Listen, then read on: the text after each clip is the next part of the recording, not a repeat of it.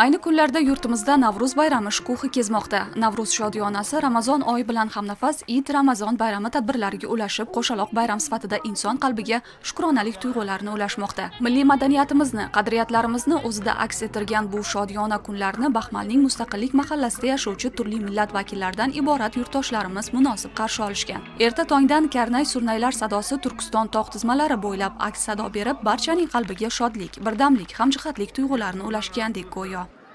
Xalqimiz bu bayramda juda ko'tarinki kayfiyatda 27 mart Xalqaro teatr kuni sifatida nishonlanadi. Sana munosabati bilan 21-27 mart kunlari yurtimizdagi barcha davlat teatrlarida teatr tomoshalari haftaligi yuqori saviyada o'tkazildi.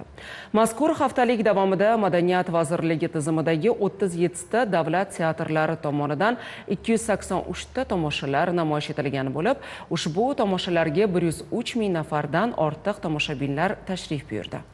Kecha poytaxtda 27 mart Xalqaro teatr kuni munosabati bilan tadbir bo'lib o'tdi. Unda sana munosabati bilan 35 nafar teatr san'ati 27 mart Xalqaro teatr kuni butun dunyoda san'at bayrami sifatida nishonlanadi. Shu munosabat bilan yurtimizda teatr tomoshalari haftaligi o'tkazildi. Respublikaning turli teatrlarida yuzlab spektakllar sahnalashtirilib, minglab tomoshabinlar uchun eshiklar ochildi.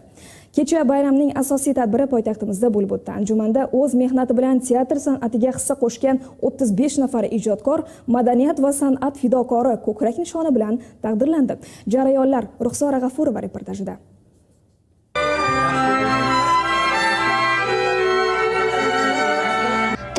O'zbekiston Respublikasi Madaniyat vazirligi hamda Respublika baxshichilik san'ati markazi baxshichilik san'ati yo'nalishida baxshi, oqin va jurov ijrochilarining respublika ko'rik tanlovini e'lon qiladi. Ko'rik tanlov joriy yilning 7-aprel kuni, g'oliblarni taqdirlash marosimi esa 8-aprel kuni Xorazm viloyatida bo'lib o'tadi. Ko'rik tanlovda 25 yoshdan 70 yoshgacha bo'lgan baxshi, oqin va jurov ijrochilari ishtirok etishlari mumkin. Ko'rik tanlovda ishtirok etish istagini bildirgan ijodkorlar joriy yilning 3-aprel kuniga qadar Respublika baxshichilik san'ati markaziga murojaat etishlari